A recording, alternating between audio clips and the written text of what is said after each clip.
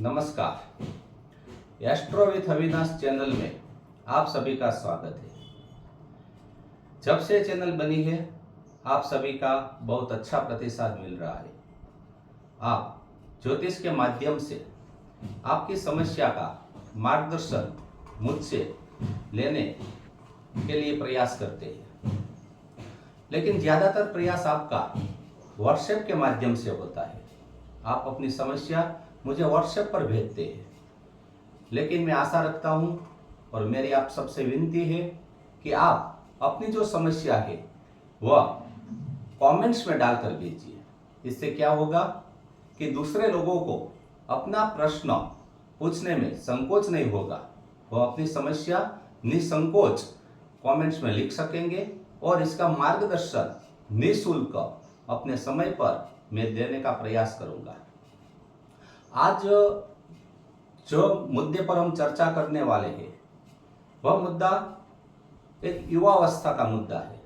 जब व्यक्ति युवा अवस्था में आती है तब उसके जीवन में दो घटना प्रमुख बनती है, एक जॉब और दूसरा विवाह। जॉब और विवाह ये दोनों पहिए पर उसका रथ, जीवन रथ भविष्य की ओर चलता है। मुझे ज्यादातर प्रश्न आते हैं विवाह के बाद कि इस कुंडली उस कुंडली से मिलती है या नहीं मिलती है, मिलान कराना चाहिए या मिलान कराना नहीं चाहिए, क्या लव मैरिज है, अरेंज मैरिज है, दाम्पत्य जीवन कैसा रहेगा, विवाह के बाद जीवन सुखी रहेगा या दुखी रहेगा। इतने बहुत सारे प्रश्न होते हैं। तो आज मैं इसके बारे में अपनी राय रखने का प्रयास करता हूं। जब तक एस्ट्रोलॉजी के माध्यम से और इसके आधार पर मैं बात करूं, इससे पहले आप सब जानते हैं कि इंग्लिश में एक कहावत है कि marriages are made in heaven but they happens on earth. हम सब जानते हैं कि लग्न स्वर्ग में निर्धारित हो चुके होते हैं और हम उसको पृथ्वी पर इस घटना को देखते हैं। क्या होता है कि हम ऋणानुबंध से जुड़े हुए होते हैं।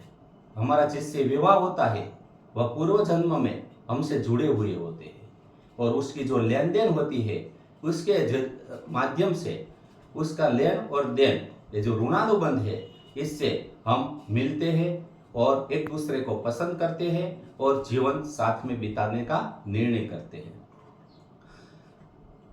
लव मैरिज करते हैं वह तो एक कुंडली मिलाते नहीं, वह तो बोलते हैं कि we made for each other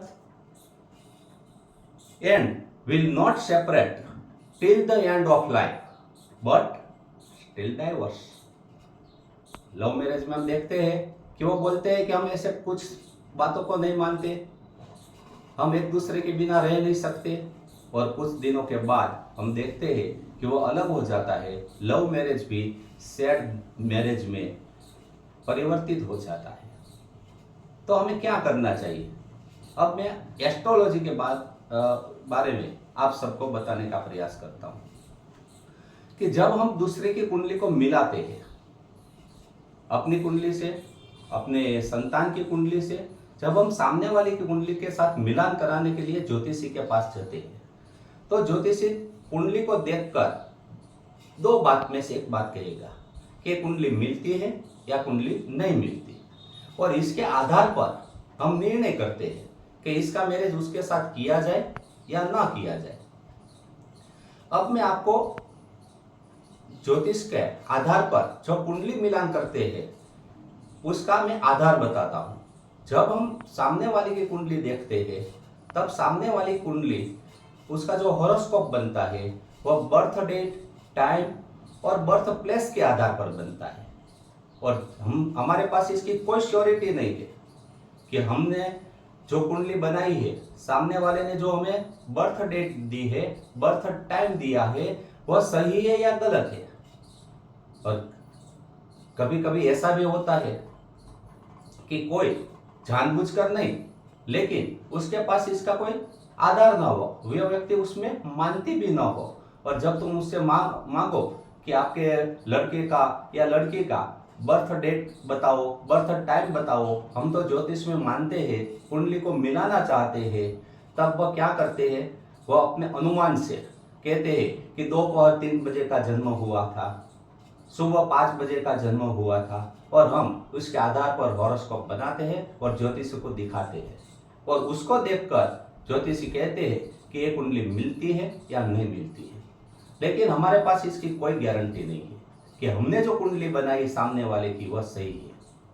यदि वह सही है तो ज्योतिष के आधार पर हम चौकस निर्णय कर सकते हैं। लेकिन ज्यादातर क्या होता है कि हम अपनी कुंडली के बारे में श्योर होते हैं, लेकिन सामने वाले की कुंडली में के बारे में इतना श्योर नहीं होते कि जितना हम अपनी कुंडली के बारे में होते हैं। तो ऐसे में क्या किया जाए?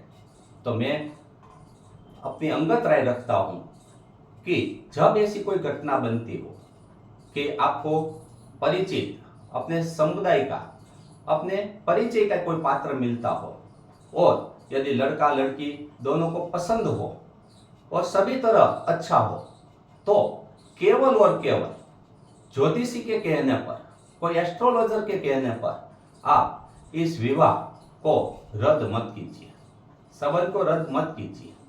यदि हो सके तो उसमें जो कोई निवारण किया गया हो अथवा बताया गया हो वह निवारण किया जाए और विवाह के लिए आगे बढ़ा जा सकता है।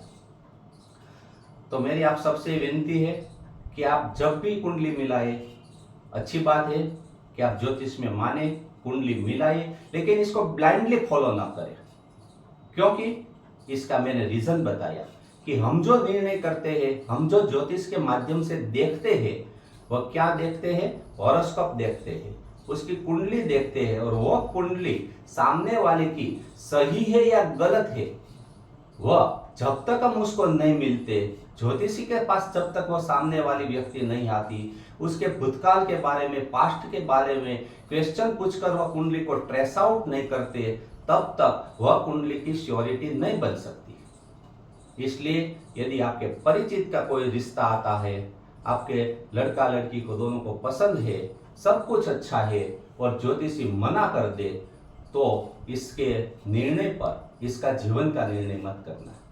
तो इसके बारे में आपको क्या करना है?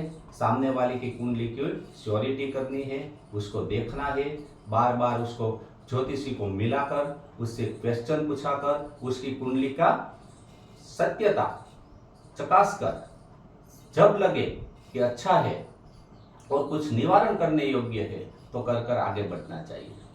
वो चाहे लव मैरिज हो, अरेंज मैरिज हो, या कोई भी आप रिश्ते की बात सोचते हो। तो मैं आशा रखता हूँ कि मेरी बात आपको समझ में आई होगी। और दूसरी बात यह है कि जब हम कुंडली मिलाते हैं तो इसमें 3 प्रमुख बातें देखते हैं। तो इसका गुणांक देखकर कोई कभी निर्णय मत करना। कभी हम देखते हैं कि गुणांक 36 में से 33 मिलते हैं, 30 मिलते हैं, और कंप्यूटर में लिखा हुआ आता है कि कुंडली मिलती है और 80% मिलती है, 70% मिलती है, तो हम निर्णय कर लेते हैं कि इसका दाम्पत्य जीवन 80% अच्छा होगा, 70% अच्छा होगा। तो गुणांक, सिर्फ गुणांक के आधार पर हम कुंडली नहीं मिला सकते।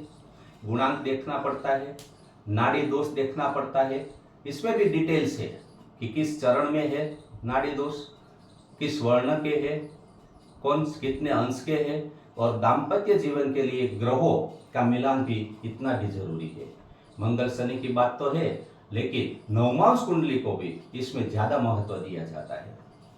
तो मैं आशा रखता हूं कि जब आप कुंडली मिलाए तो बहुत जल्दबाजी में आप ज्योतिषी के पास जाकर कह दे कि ये कुंडली देख लो, मिलती है या नहीं मिलती है, और ज्योतिषी एस्ट्रोलॉजर आपको 5-10 मिनट में देखकर बता दे मिलती है नहीं मिलती है। तो ऐसे पूरी लाइफ का, पूरे जीवन का निर्णय नहीं करना चाहिए। इसमें बहुत धीरज रखनी चाहिए।